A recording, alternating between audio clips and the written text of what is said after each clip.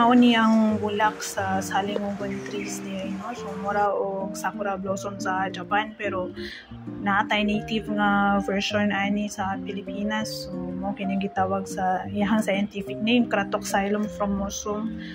So atong miyaging bulan sa Hunyo na tungnan nga nakalag mi dito sa Iloilo, no? So dito sa Molo Plaza gi-feature kini ni Miss Celine Murillo atong bulan sa Marso nga namulak kini nga mga kahoy dito. So natungnan sa among pagbisita nga atong nga panahon namungan na di ay.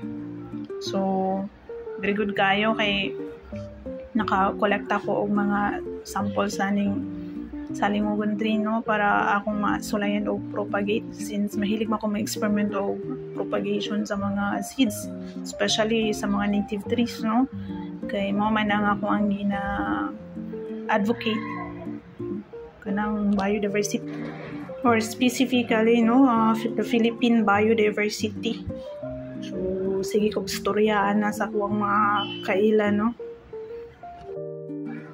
Kining mga liso di ay sa salingugon, no, giprotektahan ni sila sa gitawag nato nga pod. So kining pod sa sulod niini nay mga siguro mga 30 padulong 50 ka mga liso, no. Wala na ako gihap kay porting gagmaya man gid, no. So puti kayo, estimate ko lang na. So, ang iyahang mga liso dayon ay murag mga pako, murag ka ng liso ba sa mga dipterocarps na itsura.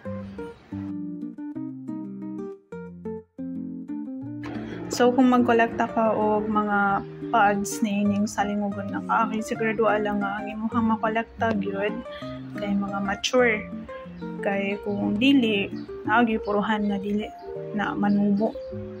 So ang timailhan is ang iyahang seed pods kay color brown na uban gani kay mag-abri na sila. Kumbaga open na ang mga pods kay ready to release na sa iyang mga seeds. So kato pwede paghihapon to nimo kolektahon para ma-propagate o mutubo pa yun na siya. Kining video, by the way, based siya sa akong experience sa pag-propagate, no. So gusto lang ko mo share sa akong experience. Kay based pod sa ako ang mga pag-propagate nga experience, no, galisod sa kong pangita og mga video or kanabitang tips kay saan pagpatubo sa mga tanong pareho aning salingugon nga seed. So mo ni nga ako aning gihimo aron makatabang ko sa mga gusto pod magpatubo niini.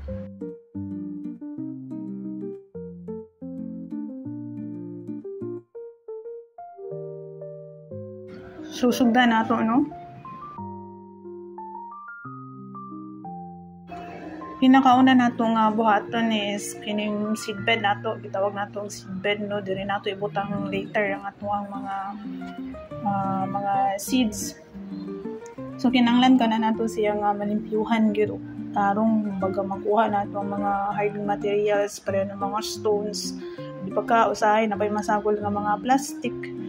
So kinanglan bali clearing sana nato ang seedbed dayon ang katong mga compacted nga mga soil o kanang kakumpul-kumpul kinanglan atuan na siyang buakon i-break aron dili maglisod ang ato ang mga liso sa salingugon o tubo. Kunya katong mga seed pods nga ato ang na-collect, ato alang to siyang kwaon ang mga i-extract nato, no. Kwaon natong mga liso ato sa sulod kay aron mas ma-expose na sila sa soil. Kaya ang seed pods gahi man na siya, so maglisod og tubo ang liso danha kung naan ang mga seed pods. Nay mga liso manana nga gakumpul-kumpul, so imo lang na siyang pangbungkagon arong matarong ni mug scatter dayon dito sa seedbed, no. So murag magbudbud lang ba, murag ka ng magic sarap lang maibudbud mo dito sa seedbeds basta kay patas lang nya. Syempre mo na siyang patubigan ang imong mga seeds, no, kay aron syempre motubo, kinahanglan mo gid ng tubig aron motubo ang mga tanom. So nana lang i-cover dayon nimo na ng seedbed, no, pero pakang alang lang gamay. So pagka man dayon syempre kinahanglan gid ang label, no. So kana gimo sa data og label, no? So butang nato local name, mga information diha nga kinahanglan nimo para dili ka mawalaan unsay pangalan na imong gipatubo. Nya kuan ang tay tugsok ang label, no? Nya nakalimot ko nga ato man itong i-cover ni ay, no? Mga closed chamber man itong style ani pagpropagate sa salingugon nga seeds. So atong gikuha pag-usaba ang atong label, ato lang gipatong diya sa cover sa atong seedbed. So after 2 days dayon, no, i-check din nato ang atong seedbed kay make sure lang na napay moisture na bilin or basa-basa pa ang seedbed.